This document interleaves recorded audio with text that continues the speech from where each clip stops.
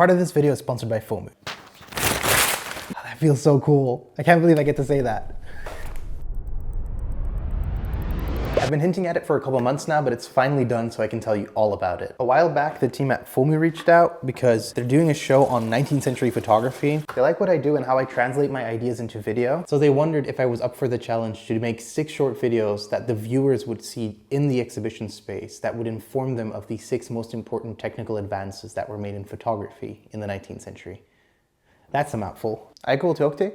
Okay, and the techniques were the daguerreotype, calotypes, and salted paper prints, wet collodion, but also developed into ambrotypes and ferrotypes, the albumin print, carbon printing, and then last but not least, the gelatin silver print, which is still being used today for black and white darkroom prints. And of course I said yes to the assignment. I mean, I love these topics. Why would I refuse?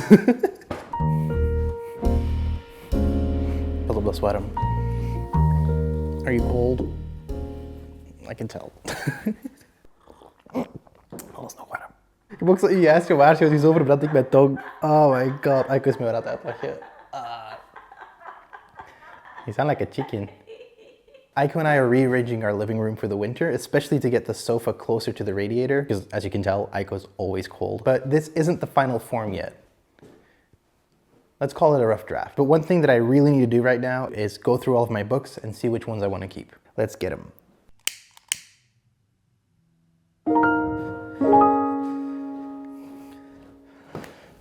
Is that safe? Probably not. Let's put it over here. Okay, I'm gonna start with my novels. I've been reading a lot on my e-reader, and I'm kind of thinking of selling my paperbacks and getting the e-reader version, so I just have everything bundled in one place. I know, unpopular opinion, a book nerd getting rid of the books, I know. It's just I've been traveling so much that it's just easier to have them all in one place. So these will probably go on Vinted, along with, I have these 2 books already up. One Ari Markopoulos book, and then one Palette miniseries. They're up on my Vinted if you want to grab them. First come, first serve. I'll get back to the whole point of this video now. I was giving almost complete freedom of how I wanted to portray the subjects. The only thing that I had to keep in mind was to link it to the ideas and images that are in the show, whilst also making them understandable and digestible for their general public, which ranges from photographers, but also kids and people that have no prior knowledge of the subject. So I read books, papers, presentation, more books, and then I wrote to find these little nuggets of information on every technique that would make it possible for me to link them all together, but would also work if you only looked at one video. Oof, still one of my favorite books. Looming Veil by Lars du Chateau. Keep, definitely keep.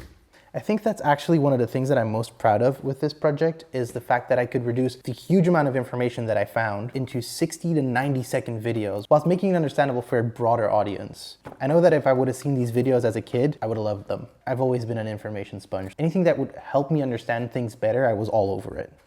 Yeah, I watched a lot of Discovery Channel. Can you tell? Kyle Miles, So Many Beautiful Reasons. I always love looking at this. Keep. Now I can just go and really sort some things out, because now you get a clip of me filming and talking, and then you get a little montage of Aiko and me filming all of the objects in the photo museum studio, so I can actually sort some things out. This is the reality of filming. For the videos to appear in the museum, they had to be a little bit more toned down as a backdrop, because usually I have more prints on the walls and the shelves are lined with things that we've made, but it was a bit too much for the context of being in a museum. That's why there's stuff everywhere out of frame right now. I've been working on this for months now, and to finally be at the stage where I can actually tell the story to a camera feels a little bit weird, because it's been on my mind for more than 3 months now. Let's get back to it. It looks so much better from this angle than it does from there. Movie magic, baby. Albumin print, take 1. Did you know that chickens and photography had a connection in the 19th century?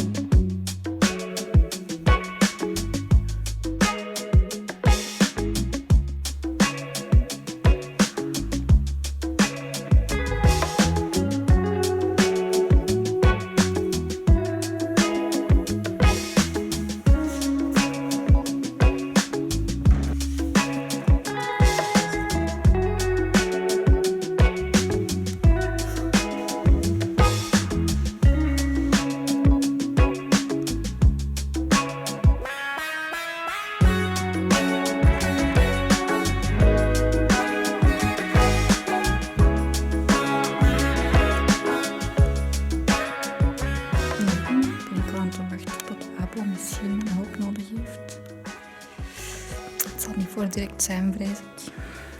Maar jongen, dat is oké, want ik kan hier gewoon zitten op een laddertje. Op zijn minst heb ik een schoon uitzicht.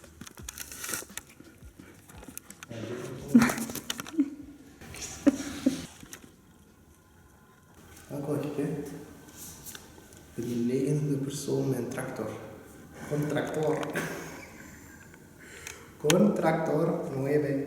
The purpose of the 6 videos are to guide the viewer through the 2 floors of the exhibition space and bring them closer to the prints or objects that are on display by talking about how the techniques are produced. And for all of the technical bits, I created these hand-drawn animations that visually show literally what I'm talking about so that the viewer isn't left guessing. If you've seen any work that I've made, then you know that printing techniques are a huge part of my artistic practice. So getting the chance to talk about these historical technical advances that honestly still have an impact on how we create images today has been such a blessing. I really hope that you can take the time to go and look at the exhibition. I worked so hard on my part, and the curators created such a good display of knowledge that is less and less known nowadays. And it runs until March 1st, so you still have some time. I even got the chance to visit the museum a couple days ago when they were building up the show, and it hit me all at once. Crazy. The show opens in 8 days. I actually don't know if I'm prepared to see myself in a space this often. There's a screen right there. There's a screen right behind the corner. There's a screen on the wall, on the far wall.